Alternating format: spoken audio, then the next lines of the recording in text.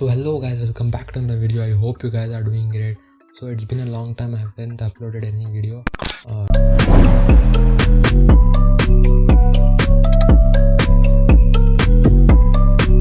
So guys, today in this video we'll be discussing about the 8 steps you need to check before buying a second-hand laptop. A new computer isn't always in your budget, and if you are going to buy a second-hand laptop, you need to check a few things. Today we'll be discussing about these 8 steps you need to verify before buying a second-hand laptop, so you don't end up buying a second-hand laptop comes with its own set of risks, and you need to conduct a number of tests to verify whether it's completely working. So guys, without any further delay, let's get directly started with the first point. You need to examine the body, like the build quality of the laptop, whether it has some dents or it has some scratches or something. Examine the body carefully if you have the opportunity to view the laptop in person. Even if your laptop functions well, you have no idea of knowing how much impact it might have produced to the internal parts of the laptop, which will reduce the lifespan of the laptop. And now let us move on to the second point. So the second point is examine the screen of the laptop completely, because it is the main basic part of the computer which we interact commonly.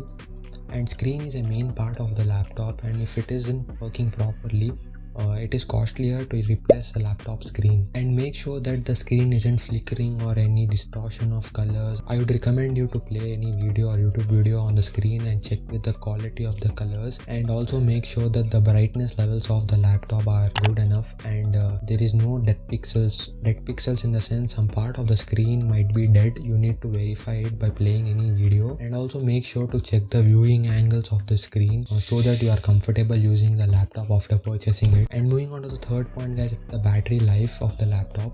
In the most circumstances, you might not be able to test the complete charging and discharging of the battery. I would recommend you to check the power management settings and check how much capacity the battery can hold, and also make sure to check the battery health status so that you can get a reasonable idea of how much long can this battery last. So guys, moving on to the fourth point is to check the keyboard. So we all know that keyboard and the keypad are the most commonly or the frequently used components of a computer. Examine the keyboard for any broken keys, and also check the key travel of the keyboard, and make sure that you are comfortable typing on the keyboard. And if you are making a lot of mistakes while typing the keyboard, then it might be the particular laptop for you. And talking about the trackpad, check all the motions. Check 2 finger scroll, pinch to zoom, and 3 finger swipe. And if the laptop has some trackpad buttons, make sure that they are fitted properly and they are easy to use. So okay guys, moving on to the fifth point is to check all the ports, IO ports of the laptop, all the HDMI, USB, charging port, and all these things thoroughly. Many of these IO ports are connected to the motherboard, and if these are required to replace, it could be expensive for you.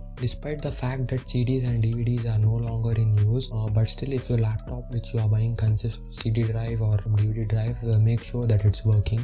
So moving on to the sixth point, check the speakers quality and the webcam quality. Although majority of the webcams of the laptops produce poor quality, but make sure to check the speakers whether they are loud enough and clear enough for you. Make sure that the sound is not distorted or muffled. Okay guys, moving on to the seventh point, make sure to check the wireless connectivity of the laptop, whether it's Wi-Fi or Bluetooth. Make sure that the laptop can access the internet through Wi-Fi.